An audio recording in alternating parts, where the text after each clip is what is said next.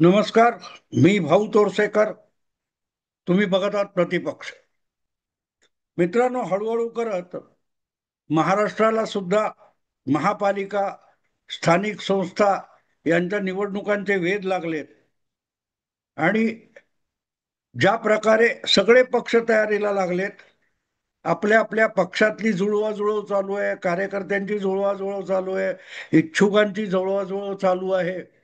त्याच वेळेला मित्र पक्षांना सोबत घेऊन काय करता येईल याचीही चाचपणी सुरू झाली आहे. काही पक्षांनी अगदी वॉर्ड पातळीवर सुद्धा संघटना बांधणी आणि त्या दृष्टीने निवडणूक जिंकण्याची तयारी सुरू केली आहे. आणि त्यामुळे या निवडणुकांचा आढावा घेताना एक गोष्ट लक्षात घ्यायला लागते की जे हवेतलं विश्लेषण असतं त्यापेक्षा सामान्य माणसाला जे विश्लेषण कळू शकतं अशा पद्धतीचं विश्लेषण करणं अगत्याचं आहे. कारण मतदार जितका प्रगल्भ होईल, जितका समजूतदार होईल, तितकी लोकशाही अधिक समृद्ध होते, असं माझं प्रामाणिक मत आहे. आणि म्हणूनच या महापालिका निवडणुकांकडे बघताना मला आवडणारा पक्ष, मला आवडणारा नेता यापेक्षाही लोकशाही प्रगल्भ करणारी प्रक्रिया मला अगत्याची वाटते. आणि म्हणूनच माझा आवडता पक्ष आज भाजप असला आणि देवेंद्र फडणवीस हा माझा आवडता नेता असला तरीही त्याला सुद्धा आयतं आणि आळशीपणाने यश मिळू नये असं माझं प्रामाणिक मत आहे. साहजिकच जिथे जिथे भाजपशी टक्कर देणारे पक्ष आहेत ते सुद्धा अधिक ताकदीने लढावेत. त्यांनी सुद्धा पराभूत व्हायला हरकत नाही, पण पराभूत होताना जर ते लढत देऊन उभे राहिले, झुंज देऊन उभे राहिले, तर आपोआपच त्याचा परिणाम त्यांच्या पक्षाच्या भविष्यातल्या बांधणीसाठी होत असतो. जितके लढाऊ आणि क्रियाशील कार्यकर्ते एखाद्या संघटनेत आणि पक्षात बसतात तितक्या त्या पक्षाला भवितव्य अधिक चांगलं असू शकतं. भाजप यासाठी गेली कित्येक वर्ष, 2 3 4 दशक लढलेला आहे, संघर्ष केलेला आहे. त्यामुळे भाजपचं आजचं यश हे मोजताना निवडणूक आयोगावर खापर फोडलं किंवा वोट चोरी वगैरे सांगितली तर ती पळवाट आहे. त्यात तुमचं नुकसान होईल, त्यांचं नुकसान होणार नाही. कारण त्यांना माहिती आहे आपण कसे जिंकतो ते. आणि म्हणून महाराष्ट्रात ज्या निवडणुका होऊ घातल्यात त्या निवडणुकांचे ते मी दोन भाग करतो. एक भाग म्हणजे फक्त मुंबई महापालिका आणि उरलेल्या सगळ्या महापालिका, असे दोन तुकडे पडतात शहरी महाराष्ट्राचे. मध्ये काहीतरी 25 27 महापालिका आहेत. पण त्या 25 26 महापालिकांपेक्षा एकटी मुंबई महापालिका भारी आहे. कारण ती देशातल्या 6 7 राज्यांपेक्षा अधिक मोठा अर्थसंकल्प असलेली श्रीमंत महापालिका आहे. दुसरी गोष्ट अशी की मुंबई महापालिका क्षेत्रामध्ये विधानसभेत निवडून जाणारे 36 आमदार आहेत. तेवढी महापालिका दुसरी नाहीये महाराष्ट्रात. तरी त्याच्यात जवळपास येणारी महापालिका नाहीये. हे मी का सांगतो मित्रांनो, की ठाणे महापालिका आणि मुंबई महापालिका यांच्यात दुरान्वयी तुलना होऊ शकत नाही. मुंबई महापालिका ही स्वातंत्र्यपूर्व काळातली महापालिका आहे आणि ठाणे महापालिका ही मला वाटते आत्ता फार तर 40 वर्ष पण झालेली नसतील. आणि अशा वेळेला जर लढत ही ठाणे महापालिका आणि मुंबई महापालिका यांच्या तुलनेने कोणी करत असेल आणि त्याप्रमाणे विश्लेषण करत असेल आणि त्याच्यावर जर राजकीय पक्ष किंवा कार्यकर्ते विश्वास ठेवणार असतील तर त्या राजकीय पक्षांचा, नेत्यांचा आणि कार्यकर्त्यांचा भ्रमनिरास झाल्याशिवाय राहणार नाही. एक साधी तुलना सांगतो. ठाणे महापालिकेचं जे कार्यक्षेत्र आहे त्या कार्यक्षेत्रातून एक अख्खा खासदार पण निवडून येत नाही. त्यातला एक आमदार मला वाटतं तुमच्या 2 आमदार नव्या मुंबईतून येतात आणि 4 आमदार हे ठाणे महापालिका क्षेत्रातून येतात. असं मिळून 6 विधानसभांचं एक लोकसभा मतदान क्षेत्र होतं. आणि या तुलनेमध्ये एकट्या मुंबईमधून 6 खासदार निवडले जातात. ठाणे महापालिका क्षेत्रातून 4 आमदार निवडले जातात. तर त्याच्या 9 पट म्हणजे 36 आमदार हे मुंबई महापालिका क्षेत्रातून निवडले जातात. त्यामुळे ही गोष्ट जर लक्षात घेतली तर ठाण्यात एकनाथ शिंदे यांचं वर्चस्व आहे, तर त्यांना संपवण्यासाठी ठाकरे बंधू हे कंबर कसून उभे राहत आहेत. याची जी रसभरीत वर्णनं सध्या सांगितली जातात ती ऐकायला उबाठा शिवसेनेच्या किंवा मनसेच्या कार्यकर्त्यांना फार चांगली वाटत असतील, पण एकनाथ शिंदे म्हणजे 4 आमदारांच्या शहराचा नेता आहे, त्याच्याशी टक्कर घेताना उबाठा शिवसेनेने किंवा मनसेने आपला मुंबई महापालिका हा बालेकिल्ला गमवायचा का याचा विचार केला पाहिजे. ते आपल्याकडे ऐतिहासिक आहे ना, गड आला पण सिंह गेला, असं जे ऐतिहासिक वाक्य सांगितलं जातं. कोंढाणा जिंकला पण तानाजी गमावला, तर शिवाजी महाराज म्हणाले होते की गड आला पण सिंह गेला. त्यामुळे ठाणे महापालिका जिंकून जर मुंबई गमावणार असाल तर योग्य आहे का याचा विचार केला पाहिजे. कारण 9 पट ठाण्याच्या 9 पट मोठी लोकसंख्या किंवा लोकप्रतिनिधित्व कायदेशीर संवैधानिक मुंबईत आहे. आणि म्हणून ठाकरे बंधूंनी मी हे 2-3 ठिकाणी ऐकलं म्हणून मला वाटलं की हा विषय केला पाहिजे की ठाण्यातून एकनाथ शिंदेना बाहेर काढणार वगैरे. ऐकायला कसं उद्धव ठाकरे यांच्या समर्थकांच्या अंगामध्ये वीरश्री संचारू शकते, पण समजा ठाण्यामध्ये एकनाथ शिंदे हरले आणि त्याच वेळेला मुंबई महापालिकेमध्ये उबाठा शिवसेनेचा पराभव झाला किंवा खूपच उबाठा शिवसेना उद्धव ठाकरे यांचा पक्ष मागे पडला, तर काय होईल याचा विचार करा. एकनाथ शिंदे यांच्यासाठी ठाणे महापालिका जेवढी महत्वाची नाही त्याच्या 100 पटीने उद्धव ठाकरे यांच्यासाठी मुंबई महापालिका जिंकणं अगत्याचं आहे.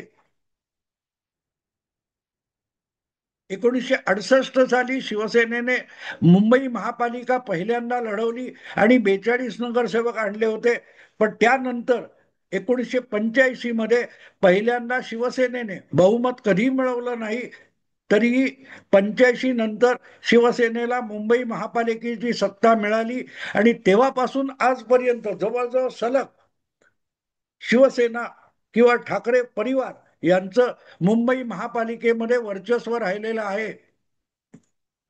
मुख्यमंत्री बनण्याच्या हव्यासापायी उद्धव ठाकरे यांनी ते वर्चस्व ऑलरेडी गमावलेलं आहे, कारण मुंबई विधानसभेत त्यांची ताकद प्रचंड घटलेली आहे. पण ती संख्या एकनाथ शिंदे यांनी टिकवले आणि त्याच्याबरोबर ठाण्यातलं आपलं वर्चस्व टिकवलेलं आहे.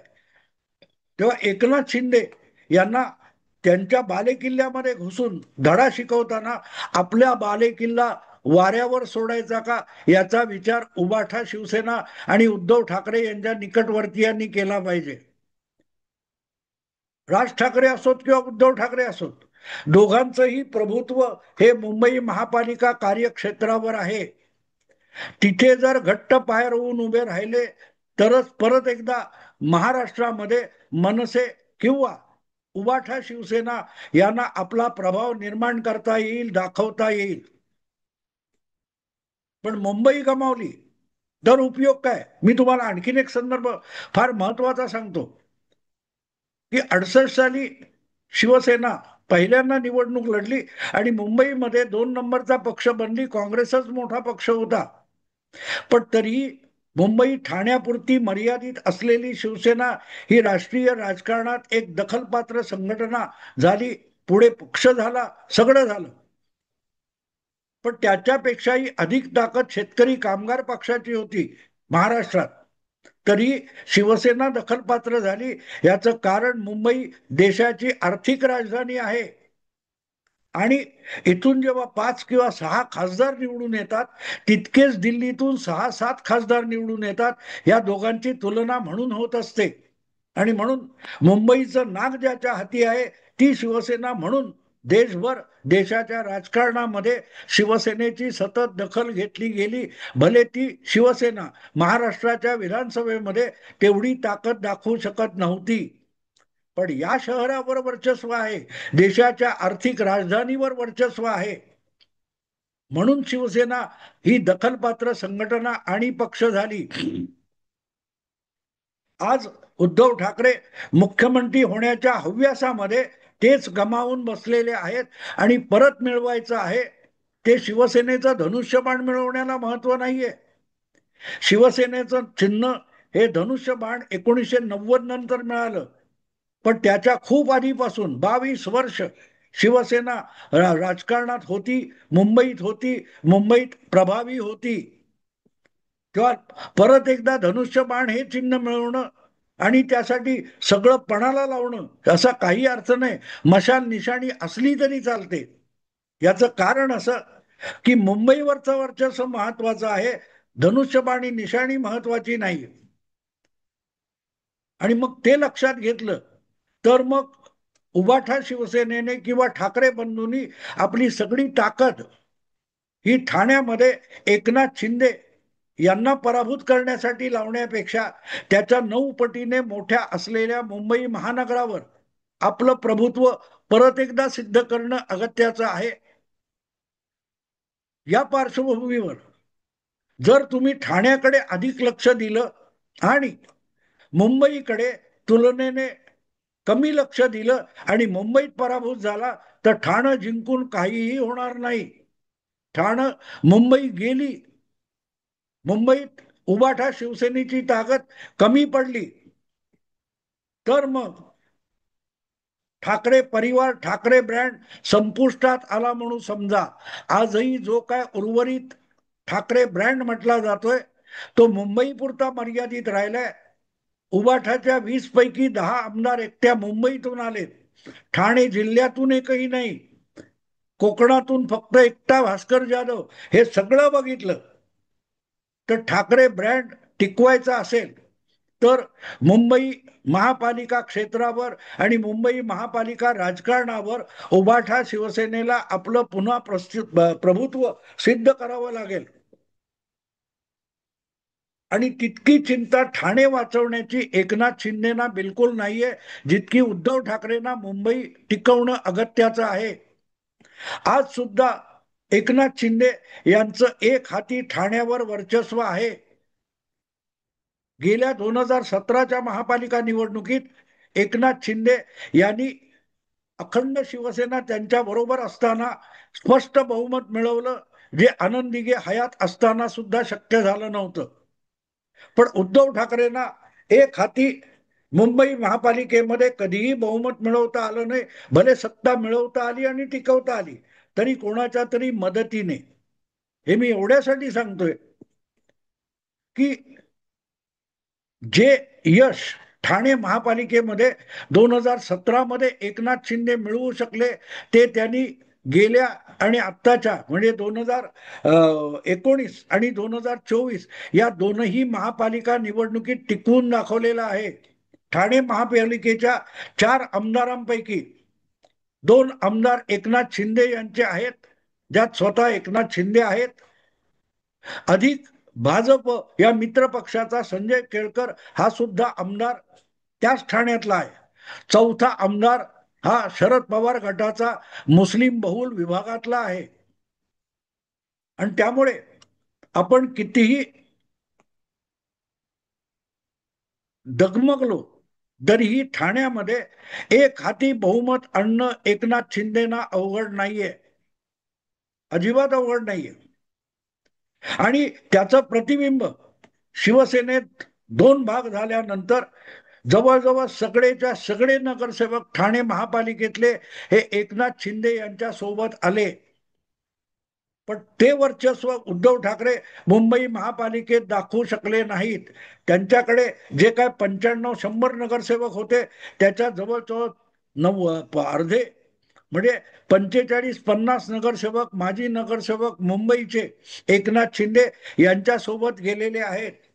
आणि जेव्हा आपण मुंबई महापालिकेची आकडेवारी बघतो तेव्हा मुंबईच्या आकडेवारीमध्ये 2017ला 82 नगरसेवक भाजपचे आले होते, 84 उद्धव ठाकरेंचे आले होते, 7 मनसेचे आले होते, ते एकत्र केले तरी अगदी आपण असं म्हणू की 90 किंवा 92 नगरसेवक मनसे आणि शिवसेना म्हणून उद्धव ठाकरे यांचे होते. त्यातले काही उद्धव यांच्याबरोबर गेलेत आणि त्याची मतं फार तर 25-30% आहेत. तरी ती मतं घटली आहेत हे सत्य आहे. कारण एकनाथ शिंदे यांचे आजही मुंबईमध्ये 6 आमदार निवडून आलेले आहेत. भाजपचे 15 आमदार निवडून आलेत. उद्धव ठाकरे यांचे अवघे 10 आमदार आलेत.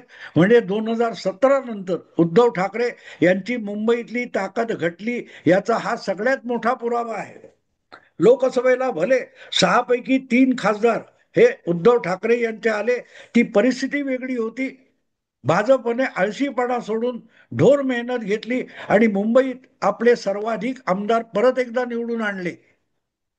आणि हे सगळं बघितलं तर मग लक्षात येतं की उद्धव ठाकरे यांना अनेक त्यांचे समर्थक असलेले जे कोणी पत्रकार किंवा संपादक आणि युट्यूबर असतील, ते जेव्हा हवेत चण्याच्या झाडावर चढवतात, हरभऱ्याच्या झाडावर चढवतात की ठाण्यातून एकनाथ शिंदेना उचकटून फेकून देणार, त्या सापड्यात जर ठाकरे बंधू अडकले तर मुंबईचं वर्चस्व गमावून बसतील. आणि ते झालं तर मग मुंबईतून ठाकरे परिवार, ठाकरे ब्रँड संपला यावर शिक्कामोर्तब होईल. मी कधी लपवलं नाही, मी मोदी समर्थक आहे, मी देवेंद्र फडणवीस समर्थक आहे, मी भाजपचा समर्थक आहे. भाजप जिंकावा ही माझी इच्छा आहे. पण तरी भाजपला आयतं काही वाढलेलं मिळावं असं मला बिलकुल वाटत नाही. मुंबई महापालिका स्वबळावर किंवा एकनाथ शिंदे यांना बरोबर घेऊन भाजप लढणार असेल तरी ती लढत अटीतटीची व्हावी. लोकशाहीमध्ये एकतर्फी मतदान योग्य नसतं. मतदाराला आपला चॉईस करण्यासाठी पर्याय नेहमी उपलब्ध असला पाहिजे. आणि म्हणून अटीतटीच्या निवडणुकीत भाजप जिंकून आला तर तो भाजप अधिक समर्थ असेल. आणि म्हणून भाजपसाठी निवडणूक सोपी व्हावी अशी माझी बिलकुल इच्छा नाही.